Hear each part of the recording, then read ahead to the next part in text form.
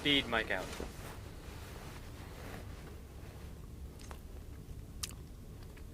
Okay, my name is Joni-Sue Blinderman. I'm here with Mr. Arthur Rubin.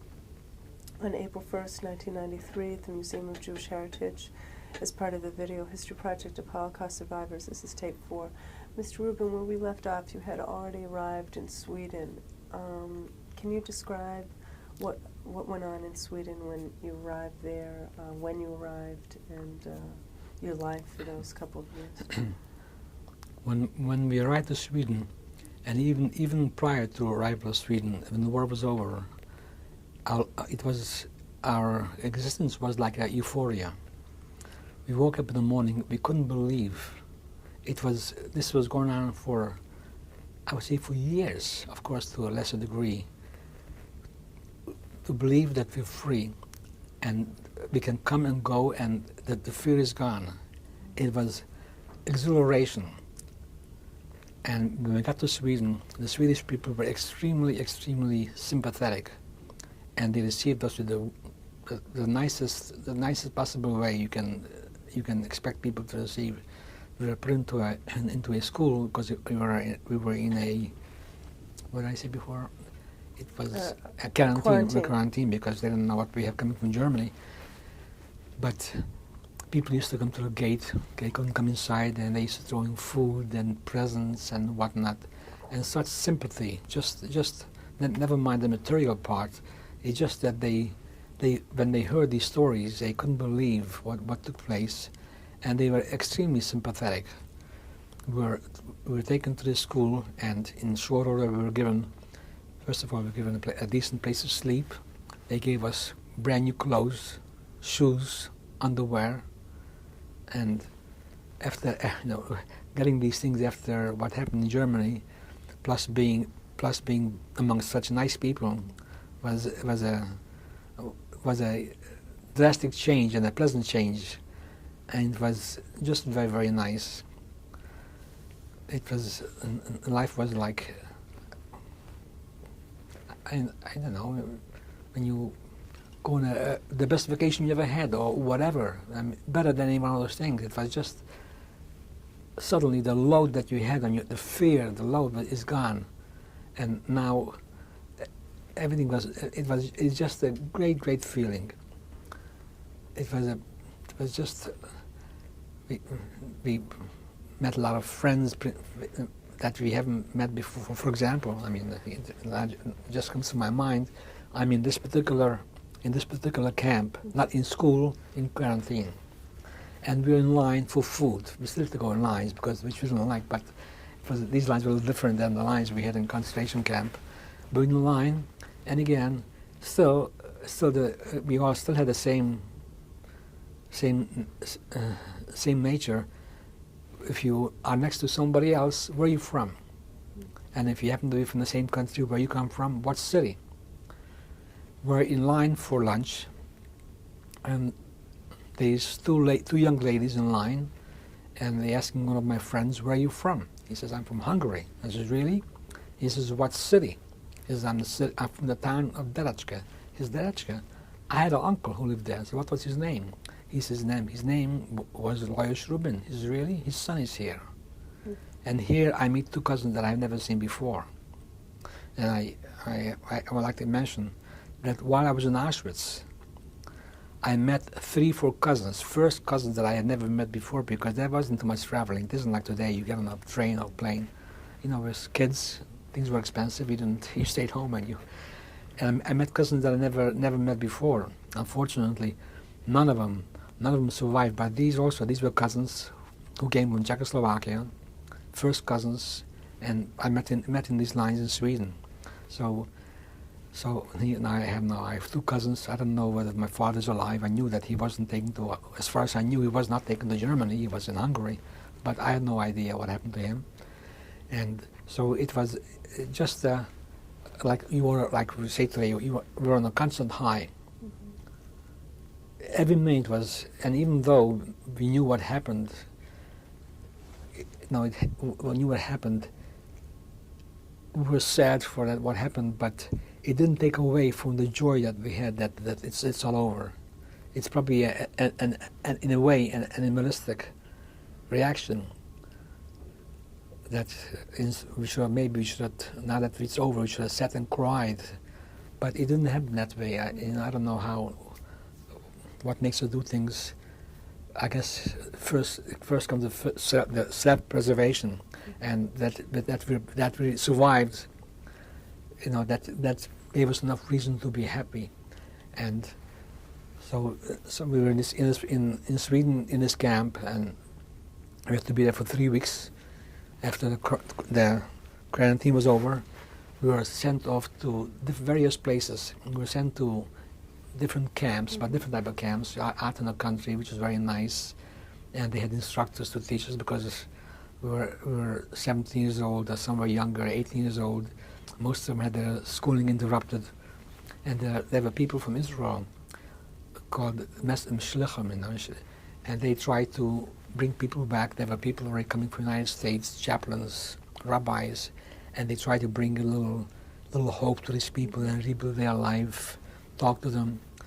And we had different visitors, and the food was good, different than what we had in a long, long time. So life in Sweden was very, very, very pleasant. It was quite nice. And so we were in this camp, and they were giving us some instructions, I guess in Hebrew, and also secular studies, and with the aim of hopefully going to Israel. At that time there was no Israel, was not formed in 1948. This was in 1946, 45, 46.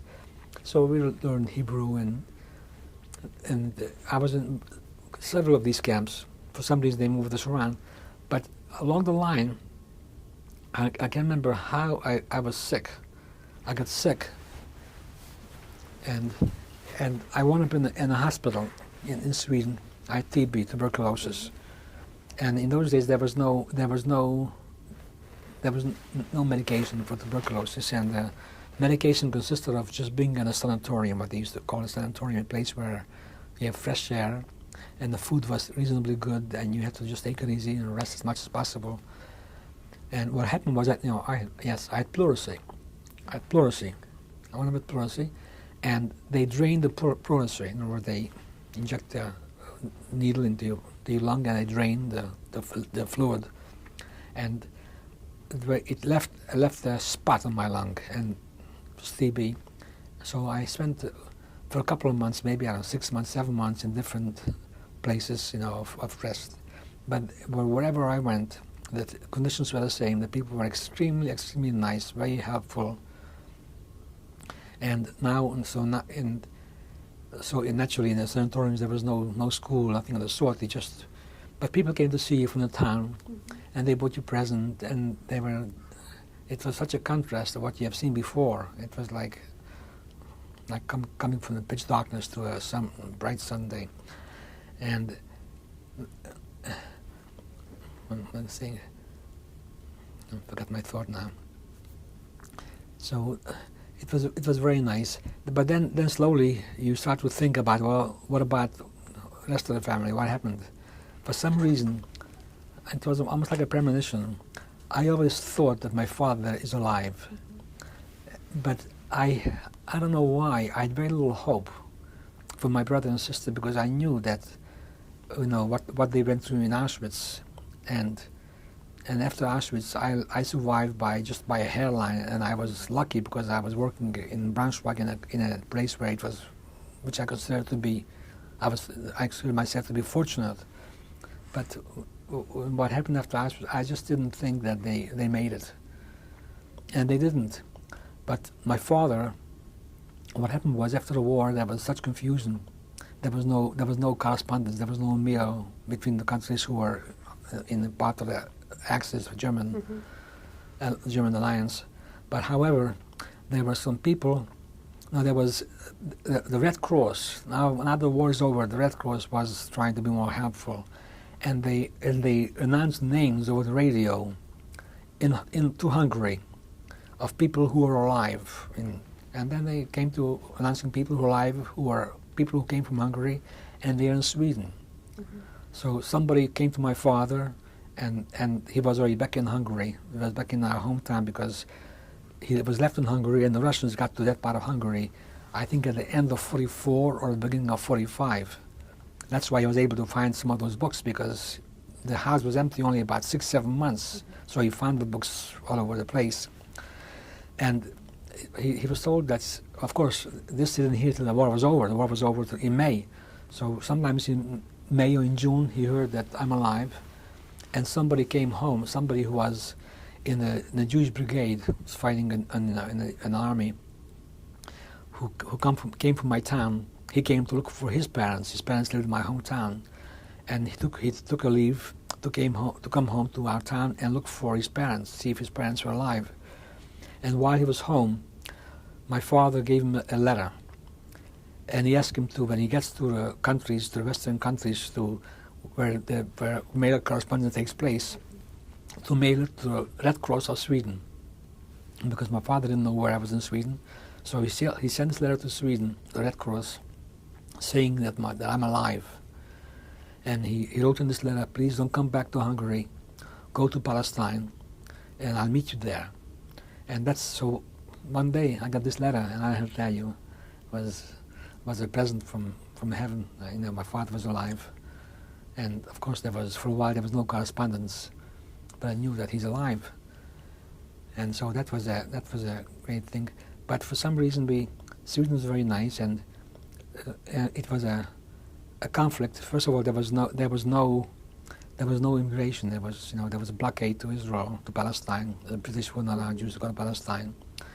And I had an uncle, and my feeling was I belong to Palestine. After what going through, that's where I have to go, because that's where I should be, no other place. And this feeling, by the way, remained with me for the rest of my life. But I had an uncle who lived in this country, my mother's brother and a sister, and he found out in time that I'm alive. And he wrote me some letters, and he sent me papers to come to this country. I didn't come to this country as an immigrant. I came as a temporary student, because the immigration laws were very different than they are today, and I couldn't come as an immigrant.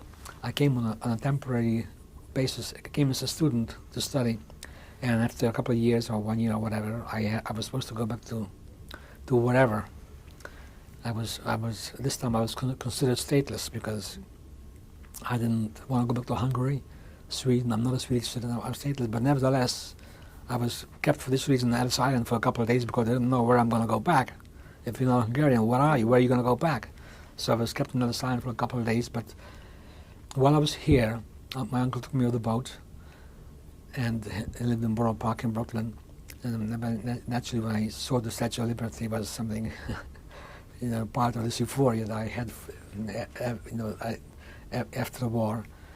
And so while I was here, he put me into school, into yeshiva, where it was again like back in Hungary in Derechke, half Hebrew, half English, secular and Hebrew. And while I was here, the first year or second year, they passed a law while President Rubin was president that 100,000 citizens people who are in this country as aliens should be allowed to remain here as permanent as permanent citizens, as permanent aliens. And I applied for that. And so I became a permanent alien. I was no longer a temporary resident. Mm-hmm. And I was in this yeshiva. It was not an easy time. I lived in for a little while I lived in a dormitory, but then I lived in furnished rooms with this family and that family. And it was a difficult time, even though I was so happy that, I'm in the United States. First of all, when you think of the United States, like they call this the golden land, like you believe that, like it's like you say, there's a golden in Medina. You find money on the floor, on the ground. All you have to do is pick up the money. But it wasn't that. It's just that I had no friends. I had this uncle, and he was a good person, but he was a very strict person, and he wanted me to grow up to be a mensch, to be a man, and I was so insecure. I had such complexes when I came to this country. First of all, I put into a class where the kids were 13, 14 years old. I was already 18 and a half, and I thought I missed the boat, being in the same class, a new language. here I'm in a school where they teach Ivanhoe. In the first time in school, I couldn't speak English. They teach Ivanhoe, Old English. I don't know what the heck is going on. So it was a difficult time, and I couldn't talk to anybody. My father was still in Hungary, and my uncle, I wasn't that close to him. I looked up to him, but I couldn't discuss my inner feelings. And I used to have this home. I used to finally was able to save enough money to buy a little radio. I used to listen to radio a lot. I listened to Frank Sinatra. At that time was very popular, and to some radio programs. And life was not easy. And I moved from place to place. I went to yeshiva. First, I went to one yeshiva called Torah Das in Brooklyn. Then I went to Yeshiva University, to the high school. I used to go to high school, and at night I used to go to George Washington High School to take some more courses. And I took the Regents in 2 years. I passed the Regents, and I finished high school. And I wanted to go very, very badly to college, you know. But I was afraid that, you know, I'm too old. You know, I'm not going to be able to make it because there was nobody here to encourage me. And even though I had cousins and this aunt, and they felt sorry for me, but I didn't feel close enough. It isn't that they couldn't help me with the problems that I had. It was a very difficult time, and so it made it very difficult for me. And then my father. So I came to this country. I didn't go to Israel because my uncle got me the papers, and then eventually, since I was here, I sent papers for my father to come here, and he got here. My father remarried. And he came here. Married here, or no, back in Europe, and he came here with his wife, and that gave me a tremendous, you know, shock. Although I don't blame my father for it. I had dreams that my mother is alive, you know, and I don't know why. That my mother was in an insane asylum. That she's alive but in an insane asylum, and my father remarried, and I felt very bad about it, particularly when I met his wife, and she was so different than my mother, you know. See, my father was a Kohen, and he could only marry somebody who was single, who was a virgin, you know, not somebody who was. And so he married somebody who was a nice person, but very different than my mother. And I didn't live with him at that time, so that was a difficult time also. And so I used to go to I finished high school, and I wanted to go to college. Then I sent the papers for my father, and he was supposed to come to this country. And one day I'm on the east side, on the lower east side, and I see a person who's from my town, who used to be a teacher, as temporary. When our teacher that I mentioned to you before, our Hebrew teacher, was out for some reason, sick, whatever. He used to fill in. Very nice, charming person. He used to be with a textile business, a little store, but he used to fill in as a teacher. And this is the first person that I've met from my hometown. And I'm ready to jump at him and say hello to him. And I see he puts out his hand for begging. He was begging for money. When I saw this, I didn't want to embarrass him that I see him begging for money. And I drew back, and some fear overcame over me. My father's coming here, and he's going to have to go beg. I don't know why I had this fear. I said, I can't stay in school. So I went ahead, and I went to get a job. And I went after one job or another job first, and my father eventually got here. He was working in Mount Kisco in a yeshiva with his wife, and I was going to high school and so forth. Then later I went to work in the mountains as a busboy and a waiter every summer, and every summer and every holiday, Passover and so on. And while I was going to school, I also accumulated some money. Every penny that I made, I saved. And I accumulated by 1949, I had about $3,000, which was a lot of money in those days. And my father accumulated some money, and we bought a chicken farm. Where? In South Jersey, near Vineland. And so at that time I went to live with my father, and things were bad financially, and I had a difficult time adjusting to living with my father's wife. But anyway, then I was drafted in the army. The Korean War broke out. And just one question, what was the name of the town? I know it was near Vineland, but what was the name of the town, do you recall? The town was called Estelle Manor. It was near Mays Landing, between Vineland and Mays Landing, or fairly close to Atlantic City, South Jersey. And I was in the army for 2 years, from 1952 to 1954. But before I went to the army, I went to night school. My uncle told me this person who brought me to this country. I asked him, what should I do? What should I do this country? I mean, you know, I have to know what I'm going. You know, I have to learn something. I have to make something for myself to earn some living.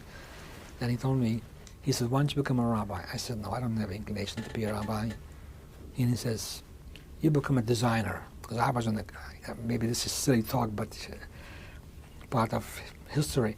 He says, become a designer. That doesn't matter why, right now, why he told me this.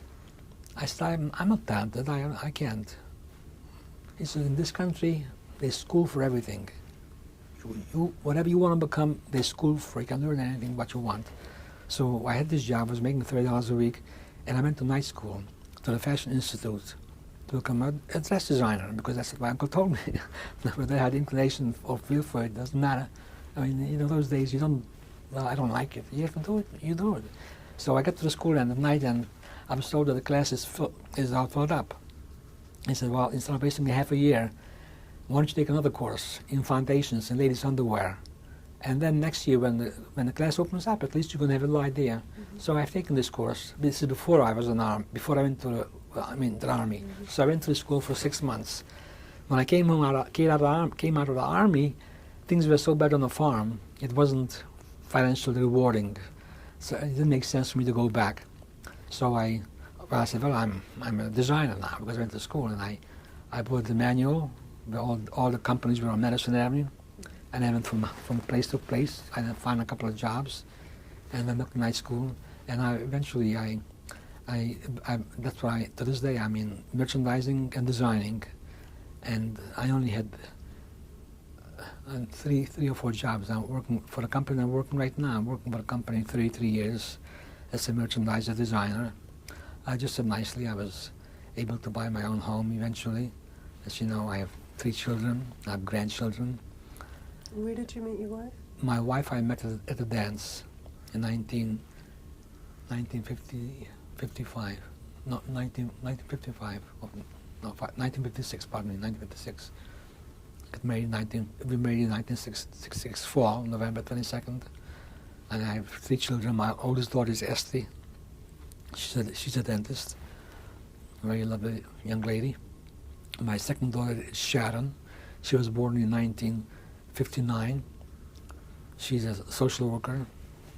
She got her MSW in Wurzweiler School of Social Work.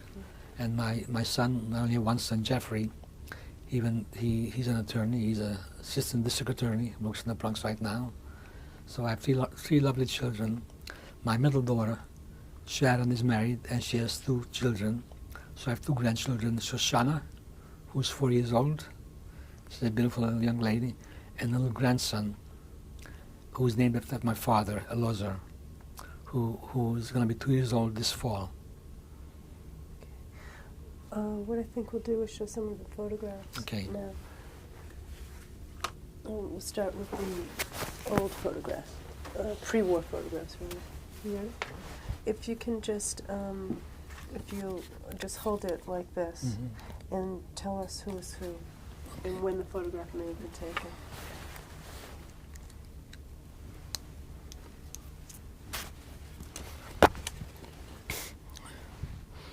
This is a picture of my family.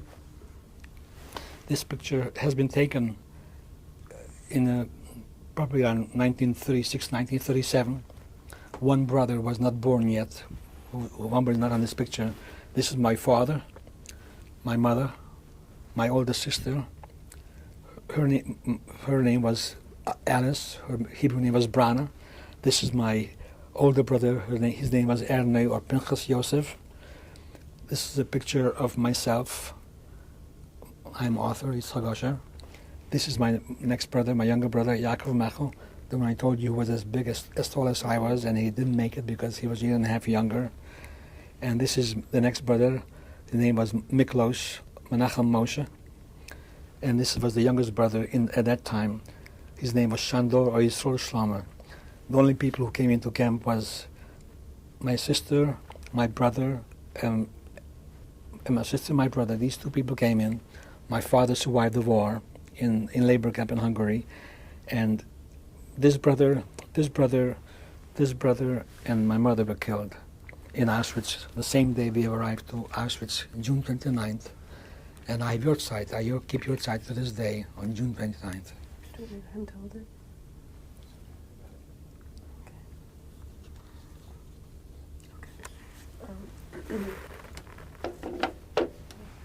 Since you've given us the names, you can pretty much just hold it and explain about when it may have been taken. But hold it closer to you. Here. Up a little higher. Higher? Yeah, that's good. This is another picture. Was taken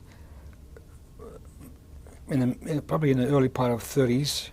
Picture of my father, my mother, my sister, my older brother,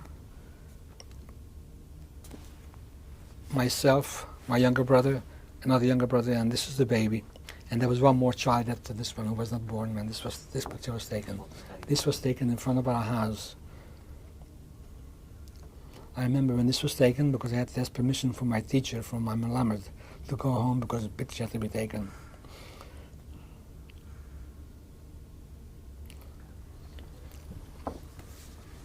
They were both, all of them were really just... What was the baby's name who was born in 42? His secular name was Laszlo, and his Hebrew name was Yehuda Arya. This is a picture taken many years before, when we only had 3 children: my father, my mother, my sister, my older brother, and I'm here in a high chair. Okay. Hold it This straight. must have been taken in around 1929, 1930. I was born in 1928.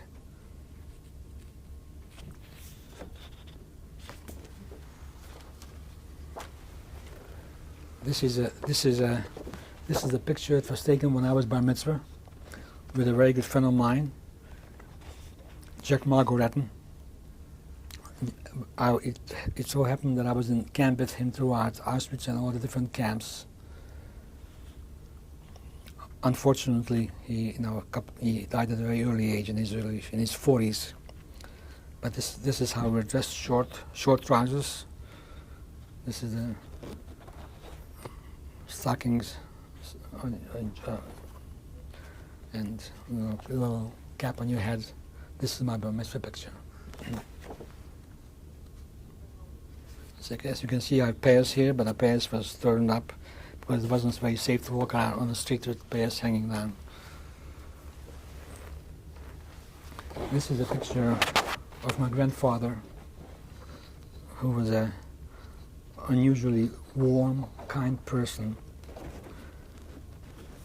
We went to his he lived in the Carpathian Mountains in part of Czechoslovakia. Eventually it belonged to Hungary. Hold it steady. Do you remember the town in which he lived? Yes, he lived in a town of Ganice in Czechoslovakia. Today it is part of Ukraine. And this person, at the age of 82 years old, he was put into a cattle car and dragged from Czechoslovakia to be killed in Auschwitz. Evidently he must have been a threat to the Third Reich. I have here a menorah that belonged to my grandfather when he was a young man.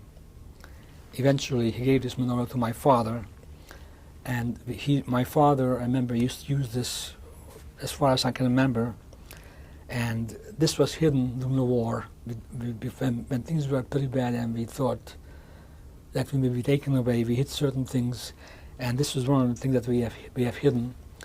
And after the war, when I knew my father is home, I told him where this, among other things, were hidden. This is a menorah used with oil, and this is very valuable to me on a personal level, and I still use this every Hanukkah with my family. This is an oil menorah, and it's in our family between 100 to 150 years.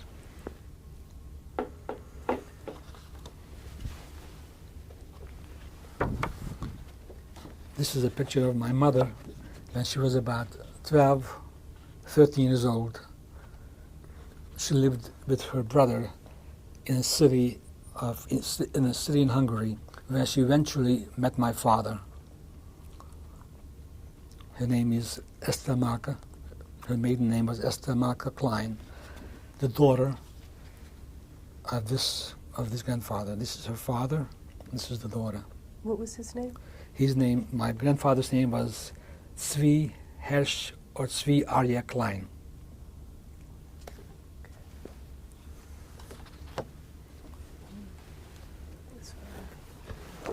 This is a picture of my father when he was taken to labor camp in Hungary.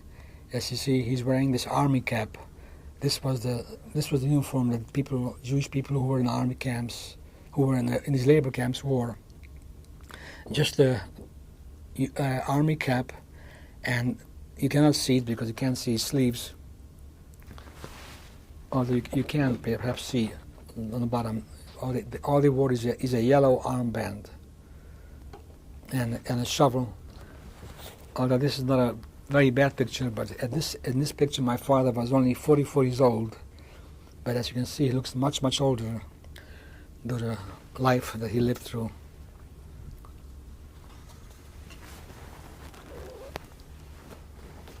This is a picture of me and a nurse taken in Sweden. When I got to Sweden in time, I had tuberculosis, and I was in this hospital sanatorium, and this is a nurse who was taking care of me. She was a very kind lady, and we have taken this picture together. Hold it steady.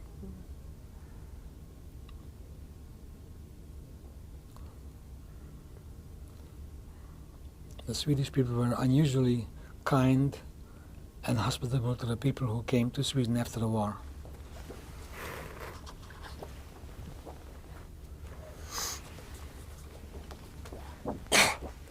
This is a picture again that was taken in Sweden. We were in a home or a school where it was a school all for people who came from Germany whose education was interrupted. And here they were trying to get some education and try to bring us back to our health. All of us were very skinny and emaciated. And here's a picture playing some kind of a tennis or something.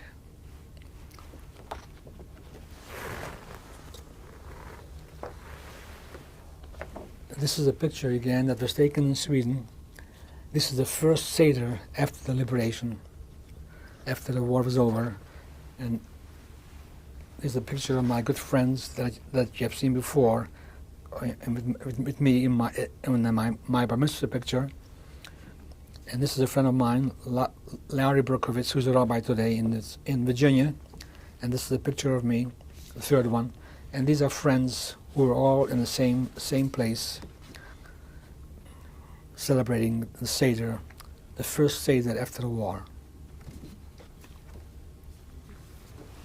This one is out of order in terms of chronology, but if you could explain it. Yeah, this is a very unusual picture.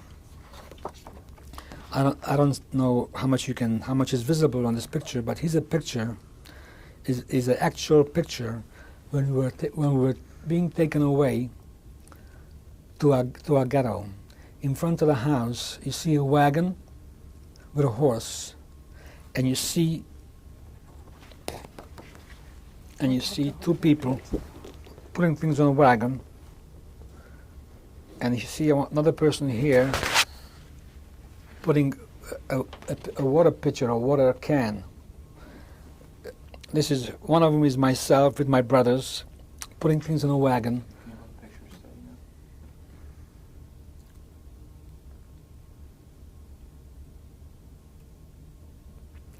Naturally, when this picture was taken, this wasn't a picture that we posed for. It so happened that by chance, across the street from our house, lived a photographer that has taken many of the pictures that I have shown before of my family. And he took this picture through the cracks of his fence. And after the war, when the war was over, he gave this picture to my father. And I had this picture on large. But this is how actual scene of how you were taken away. It's not visible, but you can see here. You can see the police, the gendarme, with the feathers in their cap, watching us as if we were criminals, make sure that all of us are there, and nobody escapes or nobody does anything criminal, and they put us on a wagon, and this is the last time I have seen my home for many, many years.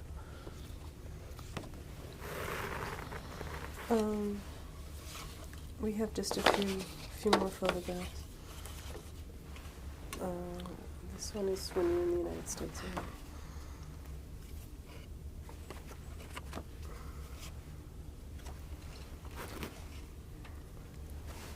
Just tell us. This is a picture of my wife and my first daughter Esty and myself, and she was 1 year old, 1950, 57, 58.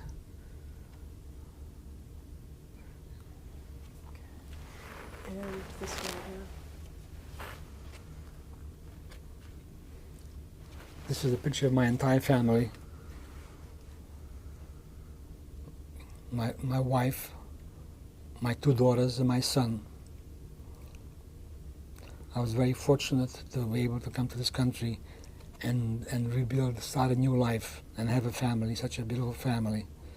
I'm very proud of all of them. They made me able to start life all over again and live a meaningful life.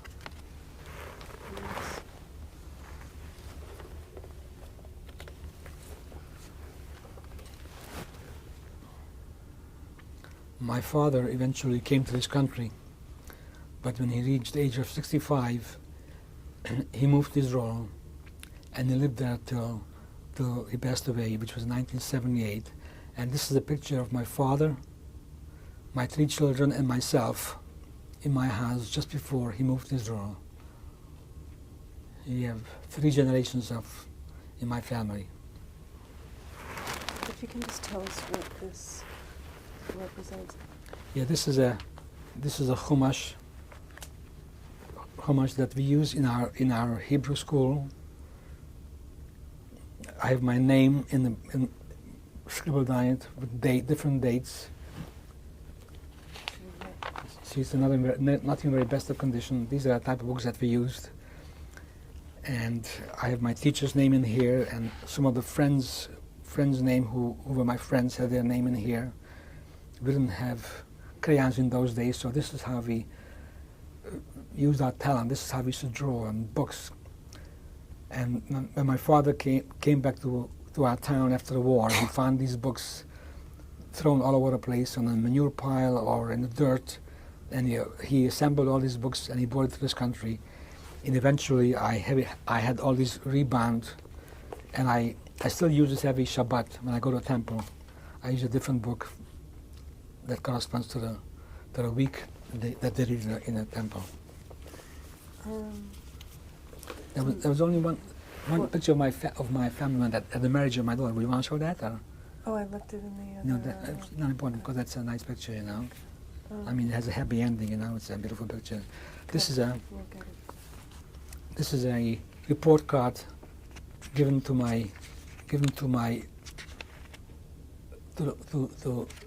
Shandor Yisrael Shlomo.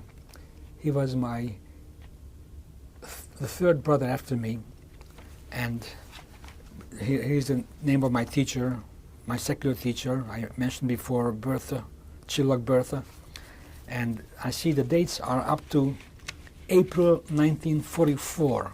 It is just amazing how schools were kept open, were taken away in May, and the last report card that my brother has gotten, was in April. This was the last report card of April 1944. A month later, we were taken away. And when my father came back, he found us covered, just the way it was covered in 1944 with a newspaper. We didn't have special paper to cover books in those days, so we used to use newspapers over any other kind of paper to cover books. And this is exactly how he found it. And this was my brother's report card. This is the passport that I came here from Sweden. This is a picture of me.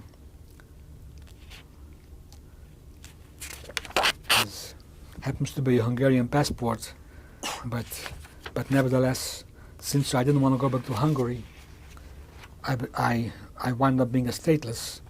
But eventually, my temporary residence has been changed to a permanent residency, and the problem was solved. This photograph. This is a picture of my recent pride and joys. This is my granddaughter, Shoshana. And this is my little grandson, Elozar, named after my father. And when very often I look at this picture, I look at my children, and I think what went through my mind when I was in Auschwitz, I would never in my wildest dream would I have imagined that one day I'm going to live in the United States, I'm going to have grandchildren. It is, I guess, miracles are still happening. It is truly a miracle. Okay. Do you want me to get the other photo? Just one, yeah. Okay, because you know there's a family picture, okay, of a bride, okay.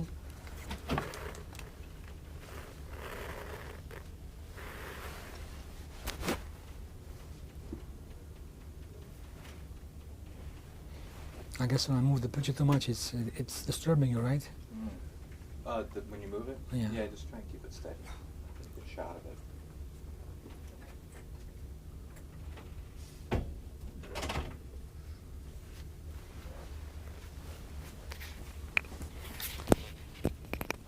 This picture is a picture of my daughter's Sharon's wedding, and it's a picture of my wife, my two daughters, my son, and myself. Made me and my wife very, very happy and proud to see our daughter get married, and we get much joy and pleasure from her and from all our children. This too I consider a miracle. That after going to Auschwitz, I'm going to be at my daughter's wedding and make such a beautiful wedding. Oh, and this is also my son-in-law on the right side. What is his name? My son-in-law's name is Stephen Leaf.